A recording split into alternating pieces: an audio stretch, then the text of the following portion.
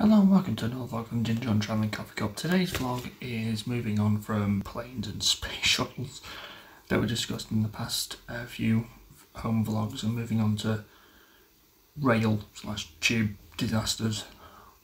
Today's vlog is about an event that happened on the 18th of November 1987. Now, this event happened in the capital of England, which is London, and it happened at one of the main termini of transport in and out of London and around London, London King's Cross. Now, this is a tube map from May 2020. It just shows how vast the tube network is. So it goes from Cockfosters and High Barnet in the north, all the way down to Morden in the south, and then from Amersham in this corner, all the way over to Upminster over here. So quite a vast system that they've got in place in London. And King's Cross is smack bang in the middle, right there. And going into King's Cross is the Northern, Hammersmith and City, Metropolitan, Victoria, Piccadilly lines. So it is quite major, and when you go into London, if you're going through Zone 1, you'll more than likely be on a tube train that'll go through King's Cross. Now, in 1987, the tube map probably wasn't that big. I mean, on there you've also got the Overground, the Emirates airline, which only came in about 10-15 years ago, and other ways of getting around London. But even so, King's Cross was a major hub, and it, of course, it has St Pancras next door to it, which is where the Eurostar to France goes from. Back in 1987, that didn't exist either. So it's quite a busy terminus for people, tourists, workers, just normal people. And back in 1987, there was a very high threat of terrorism, both domestic and international. Now, about 3 years prior, roughly around the same time, there was a terrorist attack on the Harrods department store by the IRA. Now, Londoners since then knew that they were probably another target for another terrorist attack, so they took care in whatever was going on. But since the Harrods bombing, there hadn't been anything major since. Now, all that changed on this November night.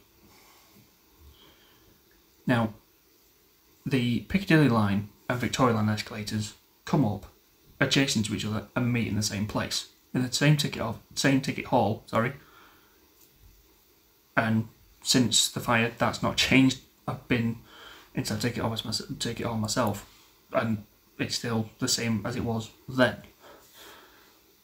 Now, on this particular night, a normal civilian by the name of Philip Squire was coming up the up escalator of the Piccadilly line, and he noticed lights under the running track of the escalator, and being vigilant, he told a Transport for London worker, "There's lights underneath your escalator." I don't know why, but there is. They looked back down the track, couldn't see anything, no lights, nothing. About 5 minutes later, a man comes up the escalator and presses the emergency stop button. But he doesn't stop to say why, he just presses it and goes. By this point, the TfL worker also has a British Transport Police officer with him. And the British Transport Police officer goes, "Well, why has he done that?" And he walks down the escalator and sees a very small fire on one of the steps in the middle of the escalator. Now, the reason that would happen is back in the 1980s, escalators were made of wood, but the mechanics underneath were still metal. But what you walked on to go up and down was made of wood. And fires were quite a regular occurrence on the tube escalators because they were made of wood, catch fire. But it's a small fire, nothing unusual there. Phone the fire brigade, send a line down, they'll put it out, no problem. So the British Transport Police officer phones the fire brigade, and Red Watch, who were in one of the main fire stations in the centre of London, got the call and were basically told there's a fire on the escalator at London King's Cross. Can you please put it out? They dutifully got in their fire truck and came straight to London King's Cross. The leader of this battalion of fire brigade was Colin Townsley. Now, he'd been on the fire brigade a number of years. He wanted an early retirement, as would we all, and one of his subordinates was Robert Moulton, and they went into King's Cross to investigate this fire. Now, this fire's gone from about that big to this big, but going upwards. So it's gone up a couple of stairs. It's now a campsite size fire. Still, one line, put it out, no problem. And Colin Townsley thinks exactly the same and goes, right, okay Robert, go and get one line, we'll put it out, and that'll be the end of the problem. And Robert goes off back to the fire truck to prepare to take a line into the ticket office, down the escalator, hose it down, job's a good one. Now, Robert Moulton's out the ticket office at this point. Suddenly, a massive ball of flame shoots up the escalator into the ticket hall. Like a flamethrower, it's just hit people. Everyone who was in that ticket office was either hit by this fireball and probably either got really badly burned, smoke inhalation, you name it, that's what happened. But this fire was intense. The fire brigade weren't ready for it. They weren't prepared for it. Like, you don't expect a campfire to go from that to flamethrower kitchen sink fire, where you basically having to throw everything at it and hope people are okay. Now, this fire's caused thick, black, toxic smoke. And Robert Moulton knows Colin's down there. He's down there by himself. I hope he's alright. I don't know what's happened to him. We can't reach him on the walkie-talkie because he's underground. And so Robert gets his gas mask on and his oxygen tank and goes in to the ticket office to try and find his commander. Now, commanders of the fire brigade at the time wore massive white hats, like the ones you see police wear, just white. A normal fire brigade men and women wore yellow. Because of the force, because of the thickness of the smoke and just the flames, he's had to crawl from the stairs of the ticket office right through to where he left Colin. And he finds him on the floor, unresponsive. He doesn't know if he's alive or dead. If he's alive, his lungs are going to be filled with toxic smoke. If he's dead, but you're not going to leave your commander to die in the ticket office of London King's Cross. You're going to do everything you can to save him. So he drags him from where he's lain out the ticket office to the pavement outside and starts administering mass resuscitation. Now,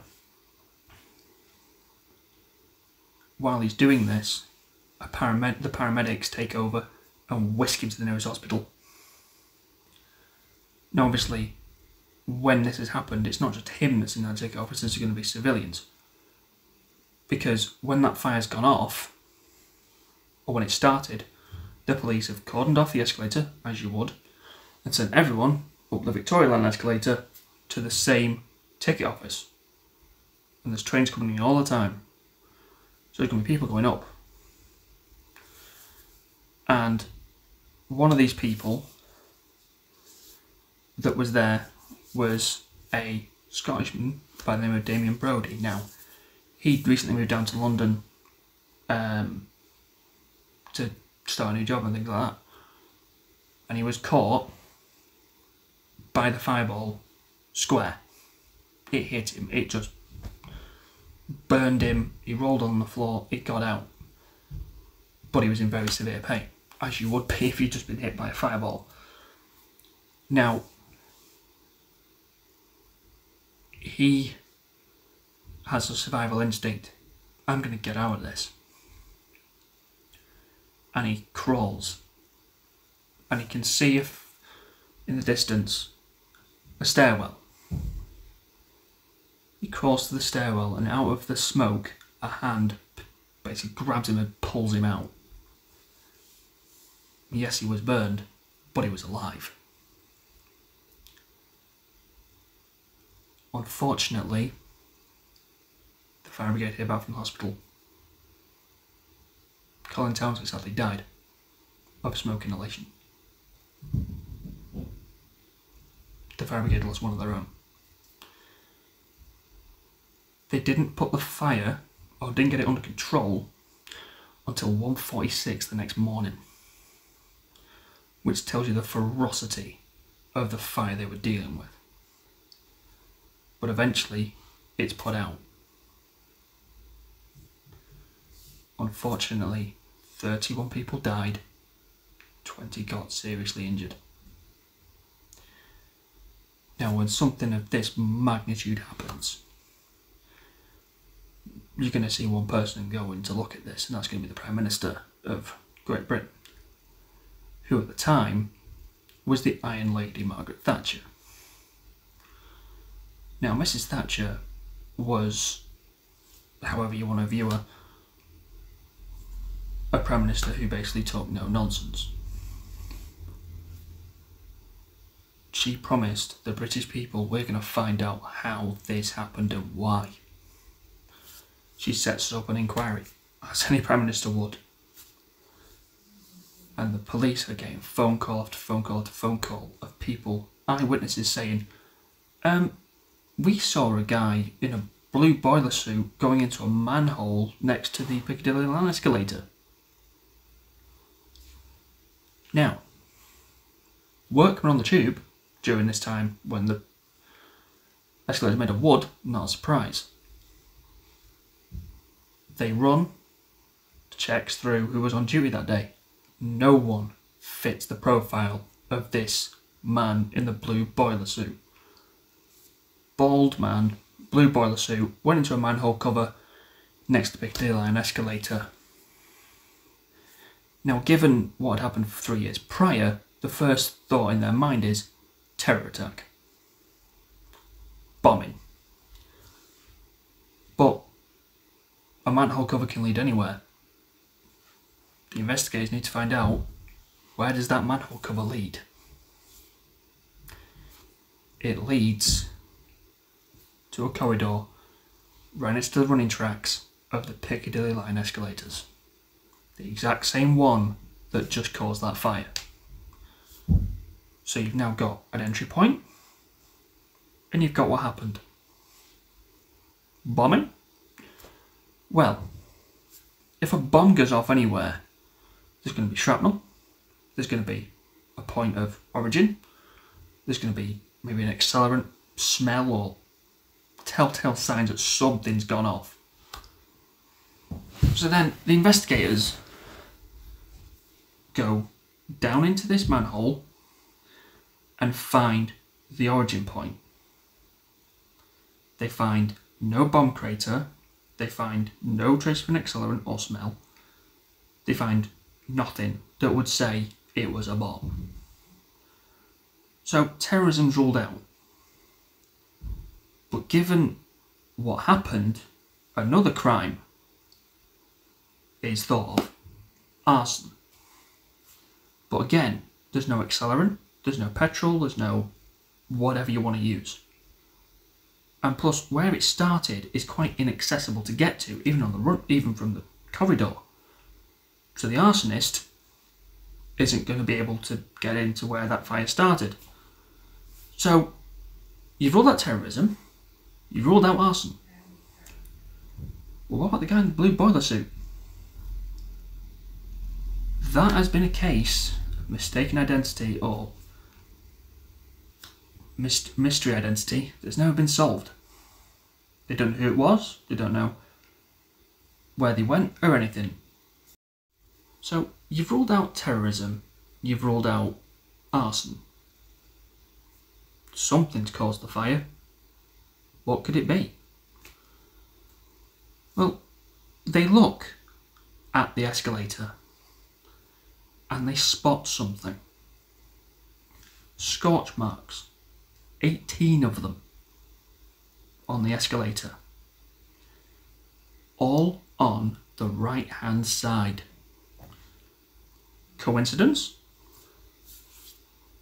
Tube etiquette, as it is to this day, is you stand on the right hand side of an escalator, you walk up the left. Now the Piccadilly line and Victoria line escalators at King's Cross are quite deep. You ain't going to see me walking up them. I'll stand and wait.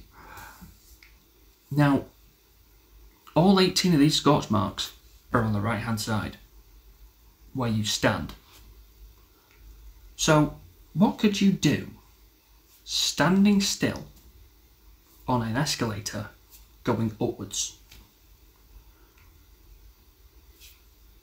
that could cause a fire? Light a cigarette with a match? Well, the investigators go, but there's a smoking ban, and there has been for 3 years. Since 1984 there's been a smoking ban on the tube, you can't. But they find out that people ain't been taking much notice of it. They've been lighting cigarettes on the tube, going through the tube station and up into the street, smoking, without a care in the world, discarding their matches, and 18 scorch marks proves that that's been happening. But what made this one take hold the way it did? So they look at what's underneath the escalator, and of course there's the metal running track. Now a metal running track doesn't just run without being greased. They find the grease, they find sweet wrappers, discarded tickets, discarded matches, fluff, human hair, rat fur. Basically, what you can think of underneath an escalator is what they found. And they think to themselves, could that catch fire? And if so, could it cause that blaze? Well, the investigators can't exactly not look at this avenue, so they get some of this mixture, go into a laboratory with it, get a Bunsen burner, the ones you use in school, and try and set it on fire. It catches like that. But what it does, because it's getting so hot, the grease that normally wouldn't catch fire by itself catches fire. So then they go, right, but not everyone walks around London with a Bunsen burner. We need to test this theory. So they test it in the burned out remains of the Piccadilly line escalator at King's Cross station. They drop a match lit between the stairs and the sidewall into what's underneath the running track. Now, of course, you're not going to do that without the fire brigade being there. So the fire brigade are there watching this going on. It catches fire. And it burns. And they see the flames coming up. And they see the blaze raging. Now, you already know what happened the first time this happened. The fire brigade know what happened. The fire brigade lost someone. They ain't going to let it happen again. The fire brigade basically said, we're putting this out now. So they put the fire out. So now you've got your cause, a match. You've got what made it take hold, the garbage and grease underneath the escalator, but what caused the flamethrower effect? What they've just seen doesn't cause what happened on that night in November. Now, being an underground station, they think, could the trains have had something to do with it? Now, the way the trains work, if you've ever been to a tube station, is when they come into the station, a massive pocket of air gets pushed up in front of it and into the station and up the escalator. But by the same measure, when they go out again, the air goes with them, out of the station and into the tunnel. That's called the piston effect, and that's what keeps the tube ventilated. Well, they looked at a particular time. It was around 20 to 8 on the night of the fire. And two trains came in, one from that direction and one from that direction. So, of course, the wind that would normally be going down has now changed to going up. Could this change of wind direction cause the blaze? They do the calculations. I'm not a mathematician. I looked at the answer they got. And the fire wouldn't have gone as bad as it did because the speed of the trains at the same time would have been 3.25 metres per second or 12 kilometres per hour. Nowhere near fast enough to cause what they saw on that particular night. So you can't, and they're thinking, what on earth caused this to happen? And also, what made it shoot up the escalator? Now, back in 1987, computer simulated events were in their infancy, whereas now you go to any game store, Call of Duty, those kind of games, computer CGI. Now, they turned to Oxford University that had just started using this computer graphics simulation. And they say, right, can you find out why this happened? So they go away and create the exact dimension of the escalator tubes and the ticket office and set off a fire. And they watch this fire do something that shouldn't happen. Normal laws of gravity and physics don't comprehend what this fire's done. Now, flames do that. These flames were doing that. Flames don't do that. And sure enough, they'd go up slowly and then basically hit the gas and go flying up the escalator. That don't happen. That's not possible. You can't do that. And of course the investigators go, that can't happen. Are you sure you got gravity the right way up on this computer simulation? And they go back, check it, and they go, yeah, gravity's the right way. Everything's right. Well, that don't make sense. What on earth's going on there? Well, you've seen it on a computer sim. You can't exactly go back to the British public and go, well, the computer simulator proved that it was this. You're going to have to prove it for real.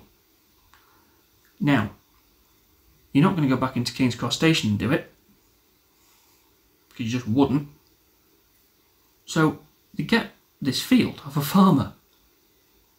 and they recreate the stairwell and the ticket office of King's Cross to exact specification. They light a match and will not put it out. So, they look at it and go, right, drop a match, see what happens.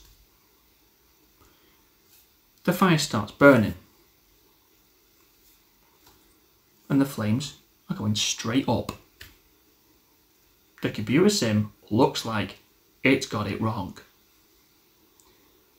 Then, 7 minutes in, the flames do that. And then the flames shoot up the escalator. Just like the night of the King's Cross fire. How has that happened? Well, the escalators at King's Cross Station are at a 30-degree angle. Now, the 30-degree angle has the effect of making the flames lie down. And as they've done that, another phenomenon has happened. Because they're lying down, they're heating stairs up in front of it, or in front of the fire. And these stairs are getting to like 600 to 800 degrees. As soon as they do that, fire goes straight up and there's no stopping it. They finally figured out what caused the King's Cross fire. A discarded match and an effect that they've not seen. Now, what also helped the fire as well was, if you look at an escalator, it's trenched in. So the sides act like a trench, slope acts like a gradient, so the fire's contained and it can go upwards. It wasn't inevitable that the King's Cross fire was going to happen, but the circumstances were there for it to happen, and it did. Now, you go on escalators, they're more made of metal. But, amazingly, there was one wooden escalator left. And this was deep into the 21st century. It was removed in the 2010s, and it was at Greenford Station on the Central Line. And that's a good, what, 25 years afterwards? Which to me is just amazing. Like you've left something like that to happen. Just nearly 30 years afterwards, there was still a wooden escalator on the tube. Fortunately, that's now been changed, and it's now made of metal. And since the King's Cross fire, the smoking ban's heavily enforced on the tube. You cannot smoke on the tube at all. The tube etiquette is still the same. King's Cross, still a major hub. And London carries on. And that concludes today's vlog. I do hope you've really enjoyed today's vlog and if you found it really insightful. If you did, please like, comment, subscribe and share, and also hit the notification bell as it would just help the channel. And see you all in the next one.